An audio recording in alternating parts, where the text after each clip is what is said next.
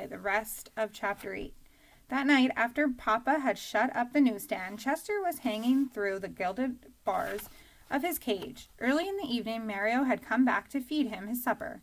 But then he had to leave right away to get in a few more hours of work. Most of the day, Chester had spent inventing hopping games to try to keep himself entertained, but they didn't work, really.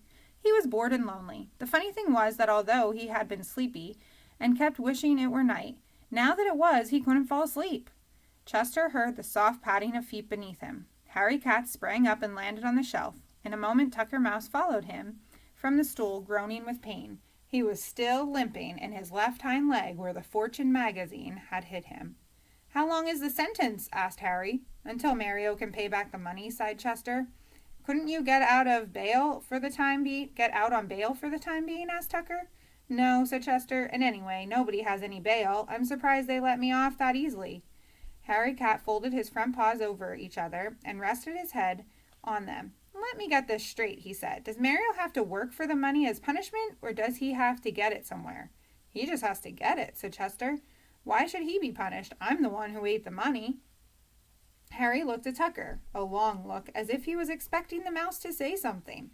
Tucker began to fidget. "Say, Chester, you want to escape?" he asked. "We can open the cage. You can come and live in the drain pipe with us."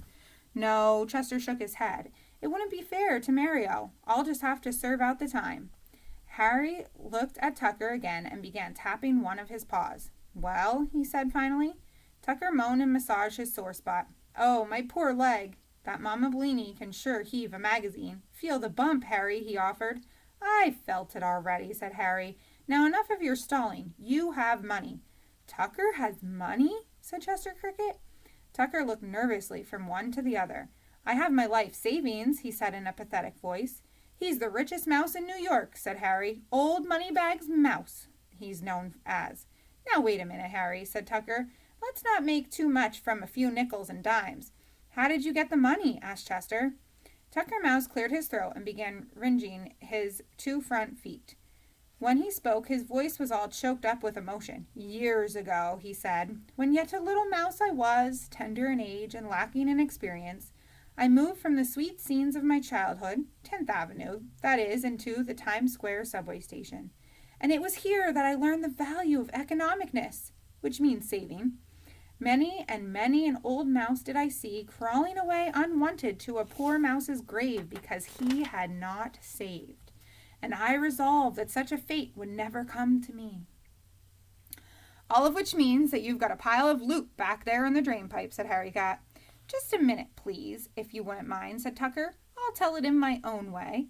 His voice became high and pitiful again. "So, for all the long years of my youth, when I could have been gambling, which means playing, with the other mousies, I saved.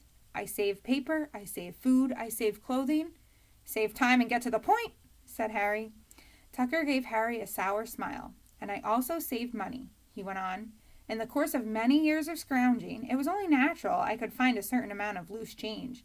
Often, oh often, my friends," Tucker put his hand over his heart, "would I sit in the opening of my drain pipe, watching the human beings and waiting, and whenever one of them dropped a coin, however small, pennies I love, I would dash out, at great peril for my life and limb, and bring it back to my house. Ah, when I think of the trampling shoes and the dangerous galoshes, many times have I had my toes stepped on and my whiskers torn off because of these labors.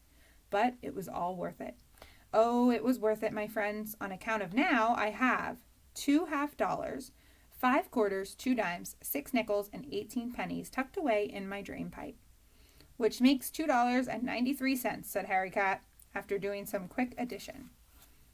"And proud I am of it," said Tucker Mouse. "If you've got all that, why did you want to sleep on the $2 bills in the cricket cage?" asked Chester. "No folding money yet," said Tucker. It was a new sensation. "You can get Chester out and still have 93 cents left," said Harry. "But I'll be ruined," whimpered Tucker. "I'll be wiped out. Who'll take care of me in my old age?" "I will," said Harry. "Now stop acting like a skinflint and let's get that money." Chester rang the silver bell to get their attention. "I don't think Tucker should have to give up his life savings," he said. "It's his money and he can do what he wants with it." Tucker Mouse poked Harry in the ribs. "Listen to this cricket," he said, "acting noble and making me look like a bum. Of course I'll give the money. Wherever mice are spoken of, never let it be said that Tucker Mouse was stingy with his worldly goods. Besides, I could think of it as rent I pay for sleeping in that cage." In that order, Tucker could keep at least one of each kind of coin. Harry Cat figured out that they should bring over $1/2, 4 quarters, 1 dime, 5 nickels, and 15 cents. That would leave the mouse with $1/2, a quarter, a dime, a nickel, and 3 cents. "It's not a bad beginning," said Tucker. "I could make up the losses in a year, maybe." The cat and mouse had to make several trips back and forth between the drain pipe and the newsstand, carrying the moneys in their mouths. They passed the coins into the cage one by one, and Chester built them up into a column, starting with the $1/2 on the bottom and ending with the dime, which was the smallest, on top. It was morning by the time they were finished. They had just enough time to share half of a hot dog before Mama Bellini was due to open the stand. Mario came with her. He wanted to feed Chester early and then work all morning until he took over the newsstand at noon. When he lifted off the cover, Mama almost dropped her end.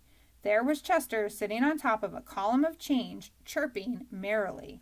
Mama's first suspicion was that the cricket had sneaked out and smuggled all of the money from the cash register into the cage. But when she looked in the drawer, the money from the night before was still there. Mario had the idea that Papa might have left it there as a surprise, but Mama shook her head. She would certainly have known if he had $2 to leave anybody. Then they asked Paul, the conductor, if he'd seen anyone around the newsstand. He said no. The only thing he noticed was that big cat, who sometimes prowled through the station, had seemed to be busier than usual that night. And of course, they knew that he couldn't have had anything to do with replacing the money. But whoever left it, Mama Bellini was true to her word. Chester was allowed out of the cage, and no further questions were asked. Although she wouldn't have admitted it for the world, Mama felt the same way about money that Tucker Mouse did. When you had it, and you didn't bother too much about where it came from. So there they are, in shock when they open the newsstand to find the money in the cricket cage.